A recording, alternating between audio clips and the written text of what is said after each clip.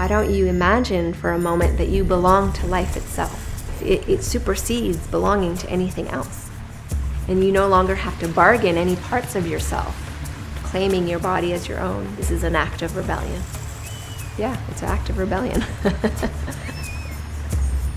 Through many years, 2 decades of teaching and being immersed in women and their journey around their bodies and sexuality and what it is just to be a woman in the world, at some point it became clear to me that they were sovereign, that their body is their one thing that is their sovereign ground.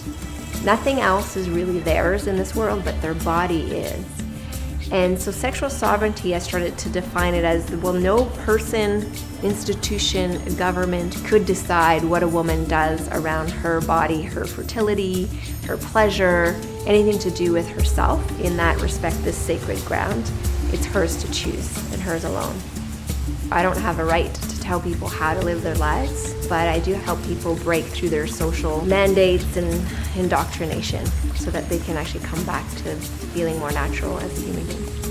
The 3 women that we've invited into this journey that we're going to follow with them, they symbolize to me a diversity, because it's literally women from all cultures, all backgrounds, social class, it doesn't matter.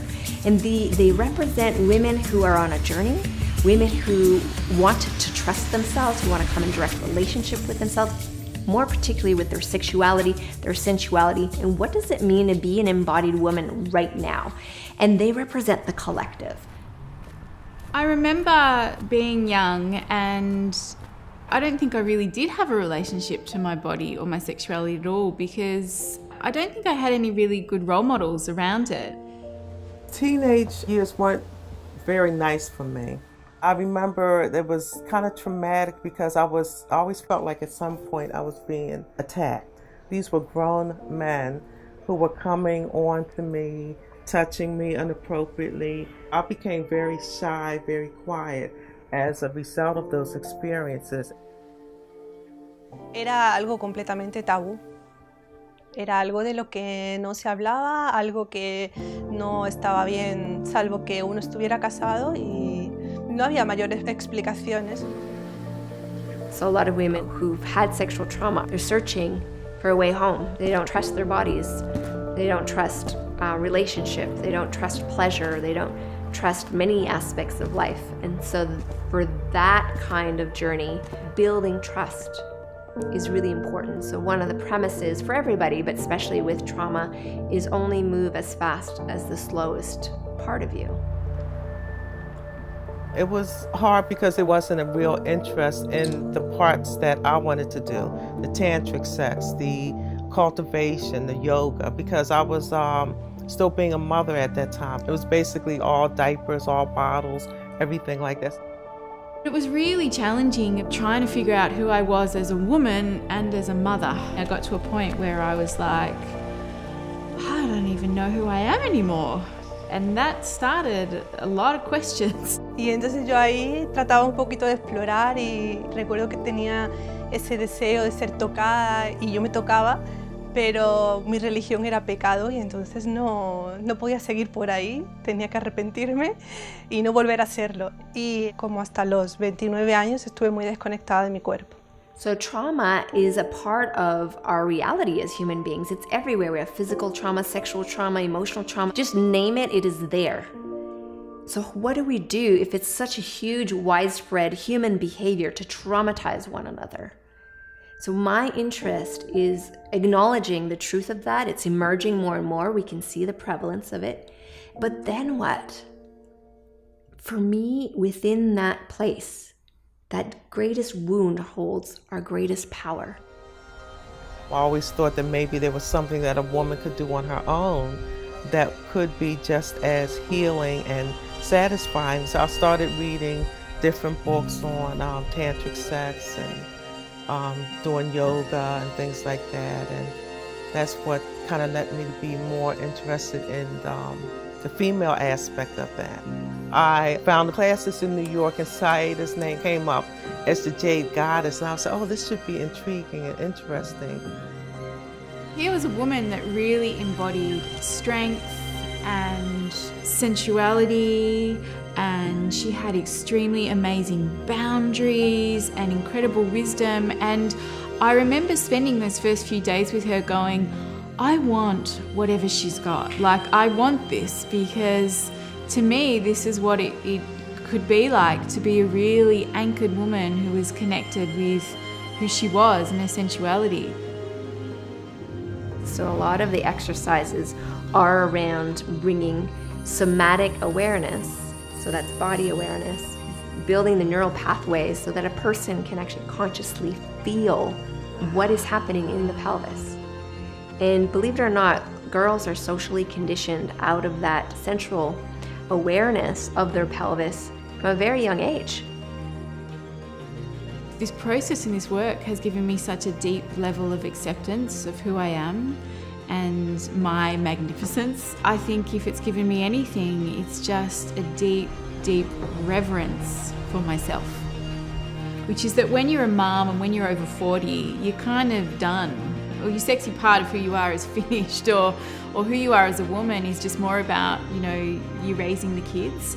And I think this work has really showed me is that it continues on and on and on and on, and you actually can still be a beautiful connected mother and be alive as a woman. Sexual sovereignty is really important right now. We're sort of facing a regression in how we view the human body, how we view sexuality, how we view women's rights, how we view relationships. And so this idea actually pervades society, that if women were fully liberated sexually, society as we know it would fall apart. They would leave their husbands, they would leave their children, there would be no more families, there would be chaos, on and on and on. So in a society where sexuality would be okay, making love or just being in your body and feeling sexual would just be like breathing.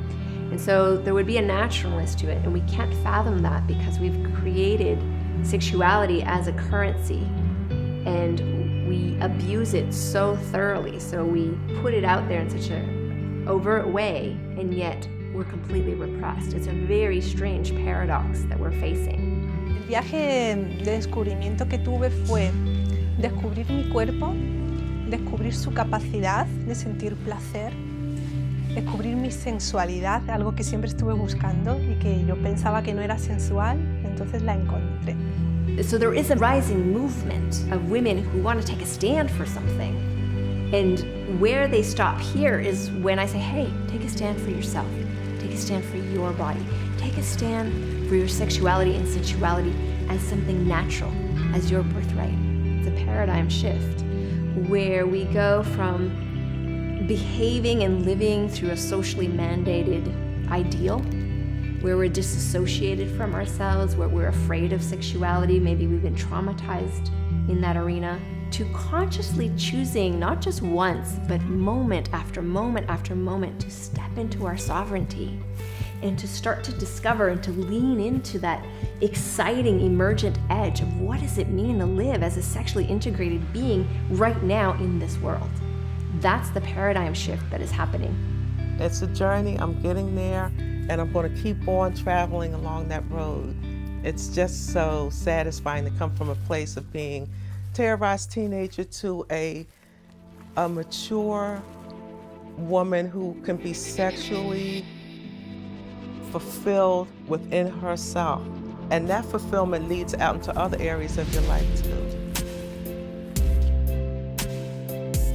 There is an emergent curiosity about what does it really mean to be a fully embodied woman, to be empowered as women, the desire to live life on their own terms, to design that life. Yeah, creative, powerful, curious women who have healing to do. There's been trauma, but they're leaning into it. They want to know what's powerful about this for themselves. One of my favorite things about this work is being with a group of women, because in group dynamics, magic happens. Now we're not in isolation. Most of the issues that women have, they live in pain and isolation. Shame, for one, really thrives in isolation. So when we come into group, that's just gone. And when we witness each other's stories, we suddenly go, wow, I'm not alone. I'm not the only person where this has happened. And we suddenly get inspired, or we just learn things in ways that we cannot learn when we only have our own reflection. And that's where sovereignty comes in, because then suddenly we're no longer victims to a moment in our life. We assimilate it in a way that we can do something. We start to act, we start to create, we start to offer the hidden gifts that are within us. That gift is actually necessary for the evolution of humanity. And she sees that, and it's reflected back to her. That's what we're creating here.